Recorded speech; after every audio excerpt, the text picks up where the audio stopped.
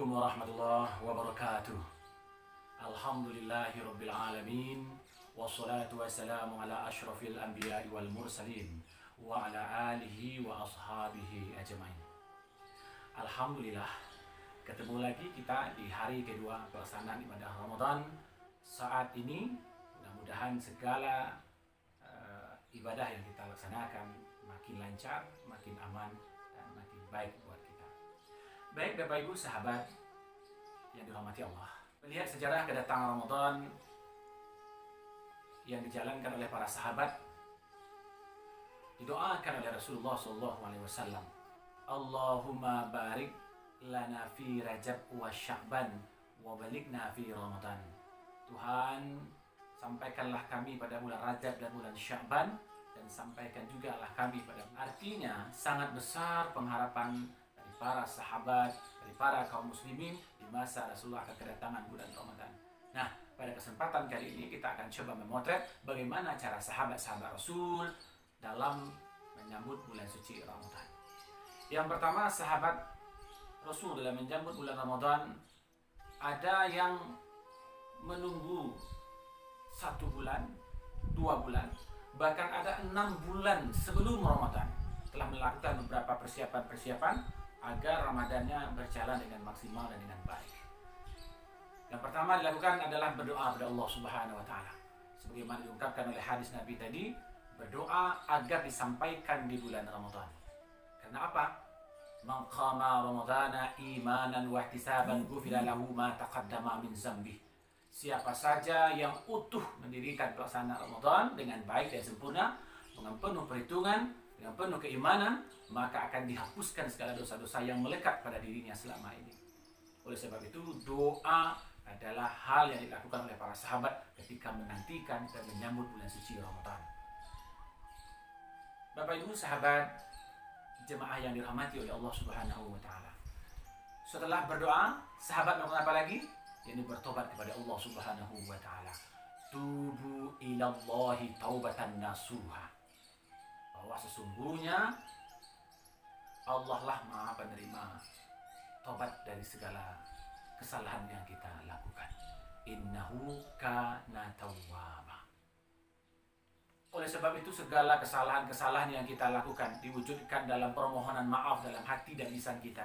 Ada anak mohon maaf kepada bapaknya, kepada ibunya, ibu juga demikian kepada istri kepada suaminya, suami kepada istrinya, kemudian antara saudaranya, antara sesamanya, terhadap segala kesalahan-kesalahan yang dilakukan di beberapa waktu yang lalu.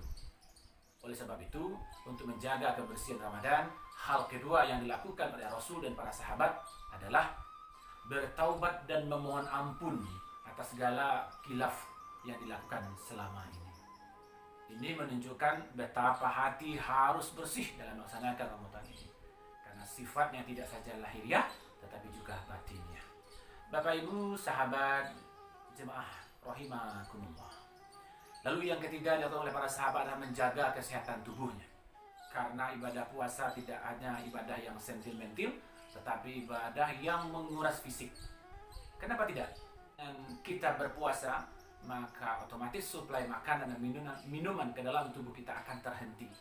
Oleh sebab itu, maka dibutuhkan fisik yang kuat agar bisa menempuh pesanan ibadah ini selama 1 bulan ke depan. Tidak saja hanya menahan haus dan lapar, malah menahan ibadah sholat, kemudian membaca Al-Quran, qiyamul lail dan lain sebagainya. Begitulah rutinitas yang kita lakukan saban hari dalam bulan Ramadan untuk mendekatkan diri kepada Allah Subhanahu wa taala. Maka menjaga fisik adalah kewajiban yang mesti dilakukan.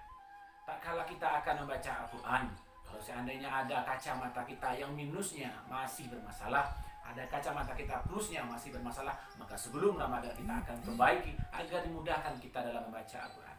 Jika sebelum Ramadan ada gejala sakit dalam tubuh dan fisik kita, maka kita obati terlebih dahulu sehingga gangguan fisik. Kemudian hal yang keempat dilaksanakan oleh sahabat dalam menyambut Ramadan adalah mengganti ibadah puasanya. Kana yusibuna dalika biqada'is shaum wala numaru biqada'is shalah. Dari Aisyah radhiyallahu anha menyampaikan bahwa sungguhnya kami dulu mengalami haid. Kami diperintahkan untuk mengqada, mengganti puasa, dan kami tidak diperintahkan untuk mengqada salat. Nah, hadis ini menceritakan bahwa peranan Rasulullah, peranan para sahabat dalam menyambut Ramadan dan mengganti ibadah puasanya, khusus bagi kaum hawa atau kaum perempuan. Sebelum masuk Ramadan, jika ada puasa yang tertinggal disebabkan karena haid, nifas dan lain sebagainya yang menyebabkan terhalang secara syar'i perempuan untuk beribadah melaksanakan puasa, maka sebelum pelaksanaan ibadah Ramadan yang dilakukannya adalah kembali mengganti ibadah puasanya. Bapak Ibu sahabat rahimakumullah.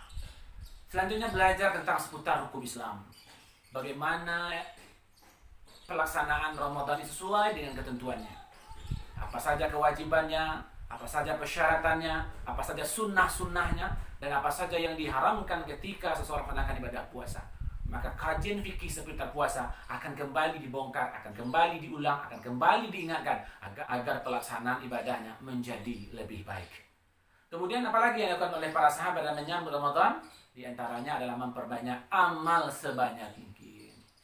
Nah, ketika Ramadan di awal-awal ini ada konsep tadarus, ada dengan program one day one juz, satu orang satu hari satu juz. Inilah program baik. Membaca Al-Quran, kemudian membaca buku-buku agama, kemudian memperbanyak ibadah, sholawat, zikir dan lain sebagainya. Ini adalah bukti otentik untuk memperbaiki segala bentuk kesempatan-kesempatan yang terlewat bagi kita. Kalau tahun lalu ada 20 hari yang kita tidak sempurna, maka tahun ini mesti kita sempurnakan jauh daripada itu. Kapan lagi Ramadan akan menghampiri kita, baru kita melakukan perbaikan-perbaikan. Oleh sebab itu, maka kesempatan kali ini mau berbuat baik terhadap diri kita, menjaga diri kita, menjaga lingkungan kita, menjaga kaum muslimin kita. Segala sesuatu yang dapat merusak puasa, segala sesuatu yang dapat merusak pahala puasanya. Mudah-mudahan kesempatan ini, kesempatan yang tidak kita sia-siakan untuk selalu berkata baik, berbuat baik, memotivasi kepada hal-hal yang baik, dan lain-lain sebagainya. Maka kecintaan Rasulullah, cita-cita Rasulullah, doa Rasulullah diwafatkan dalam keadaan berpuasa, diakhirkan kehidupannya dalam keadaan berpuasa. Kemudian, apalagi dilakukan oleh para sahabat? Adalah berkumpul dengan orang-orang yang soleh.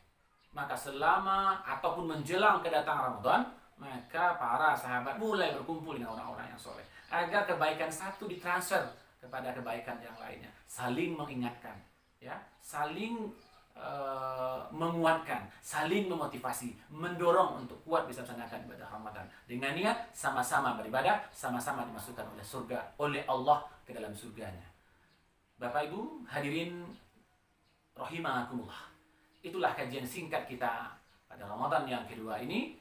Mudah-mudahan apa yang dilakukan sahabat menjadi cerminan bagi kita dan dapat kita lakukan di bulan Ramadan saat ini. Ingat, kesombongan, ketakaburan adalah awal dari kejatuhan dan kehancuran. Wallahu muwaffiq ila aqwamit thoriq. Wassalamualaikum warahmatullahi wabarakatuh.